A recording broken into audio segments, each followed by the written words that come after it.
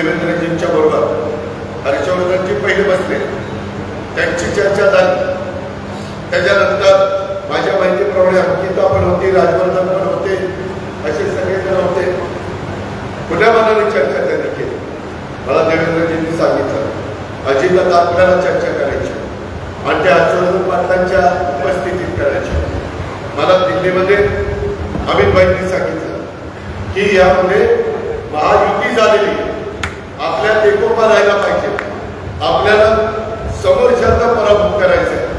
त्यावेळेस तुमचे असणारे वेगवेगळे मागच्या काळातले जे काही एकमेकांचे विरोध, एकमेकांच्या अडचणी त्या सोडल्या पाहिजे. मगाशी आमदारांनी सांगितलं तसं राजकारणामध्ये कुणी कायमचा मित्र असतो, कुणी कायमचा शत्रू असतो, विरोधक करतो. शत्रू म्हणतो बरोबर नाही, विरोधक करतो.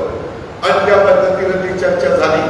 ती चर्चा झाल्यानंतर मला हर्षवर्धन पाटलांच्या समोर देवेंद्रजींनी सांगितलं, आधी आम्ही चर्चा केली आणि सांगितलं की उद्याच्या काळामध्ये 2024ची लोकसभेची निवडणूक झाल्यानंतर विधानसभेच्या निवडणुकीमध्ये आम्ही लोक जो निर्णय घेऊ तो निर्णय सगळ्यांनी मान्य करायचा.